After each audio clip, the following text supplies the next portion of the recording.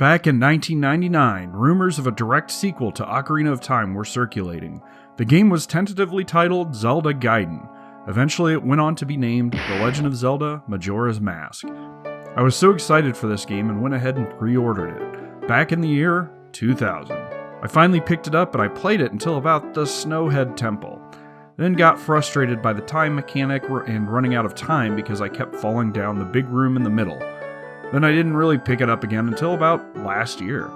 I grabbed the 3DS port, but I didn't play it. I played the Nintendo 64 version. And now I'm playing that version again. I have a 3DS version thanks to Wally. Yeah, the Wally I left out of my big SNES video, but that's a completely different set of stories. I do want to go back and play the 3DS version eventually. Next time I play through, that's how I'm doing it, and there will be a next time. Before I dive too deep, I do want to say that if you haven't played Majora's Mask at all, well, this isn't really the video for you. This isn't a review per se. I'm not going over the normal gameplay mechanics and such here. If you're not familiar with the game, you may not really know what I'm talking about, I guess. Like, I'm not going to tell you that there's a 3-day time period that you can reset at will, and you have to get everything done within those days, or how you need to collect masks because they do stuff. Yeah. So, last year when I played Majora's Mask, I thought it was okay. I couldn't get around some of the parts of the game I disliked all those years ago. Mostly the time mechanic. And I'm still not a huge fan of it, but since I know the game better now, it's not so bad. I don't like that you don't have unlimited time to explore the game world without resetting it back to day one. That's the main mechanic, so I understand that's the whole point of the game. Back when the game was first released, I somehow didn't know about the ability to play the Song of Time backwards to slow it all down. But when you are trying to figure out the game without a guide and just want to try to find stuff, that time limit can be pretty restricting, especially after beating a dungeon and restoring an area to its former glory. Trying to figure out how to get the Gilded Sword after Snowhead without a guide the first time through, it kind of sucks. If you don't get done with the dungeon before the end of the first day, you have to go back and beat the dungeon again.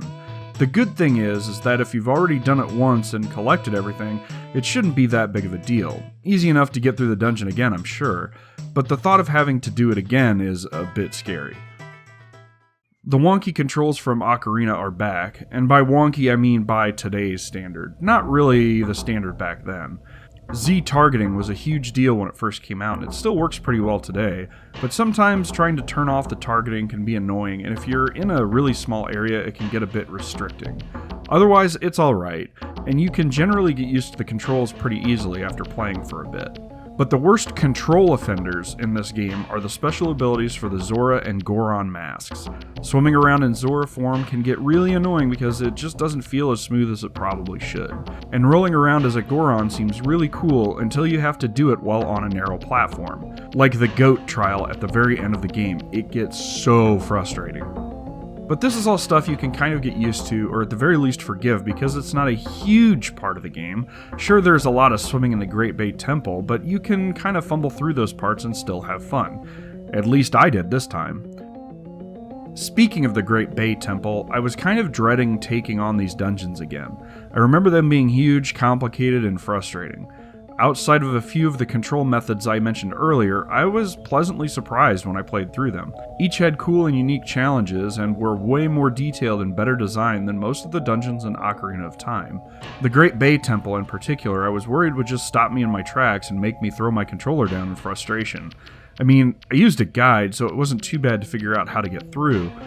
But getting through the dungeon was kind of fun. I liked the platforming between pipes, and hell, I did kind of like the swimming segments.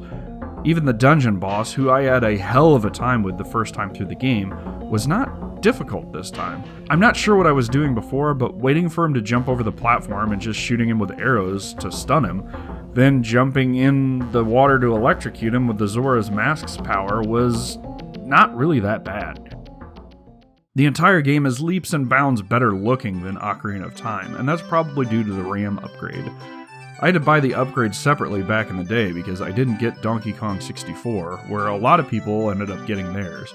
Everything is more detailed, including Link himself.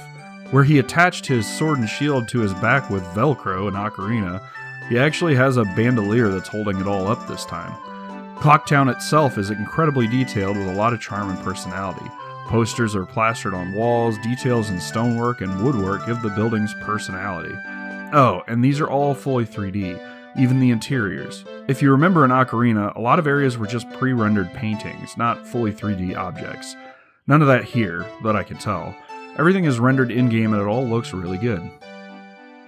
On top of the graphical details, the details implemented in cutscenes are really freaking good. There are multiple camera angles and what seems like actual cinematography included. Well, about as much as a Nintendo 64 game can afford, but the writing and the storylines add to it so much too. These characters have personality, wants and needs. It's so easy to fall in love with this world and want the best for all the inhabitants. They make you want to save them, not just beat the game, but for their fictional benefit. I don't want the little bomber kids to die in the moonfall. I don't want Anju and Cafe's reunion to only be for an hour before they die a fiery death. I don't want Lulu to stare longingly out to the sea without her voice for the rest of her days. I was even considering a playthrough where I tried to help as many people in the last 3-day cycle before going on to beat the game. Like, finish all the dungeons, do the bigger quests, etc. I didn't because boy, that would be a lot of work, but I want the canon ending to be where Link gets everything done to help everyone and defeat Majora all in one 3-day cycle. I really don't have a lot to say beyond all this. I could bloat this video up with all the specifics of the game, but like I said before, I don't really feel like doing that. So I just figure summing up my thoughts on the game is good enough for me. I've really turned around on Majora's Mask. I used to slam it all the time, but you know, I was wrong. I really like the game now, and while it's definitely not one of my favorite games in the series, I do have a lot of love for it, even if I don't have a lot of nostalgia for it. That's all I got. Thanks for watching. Later.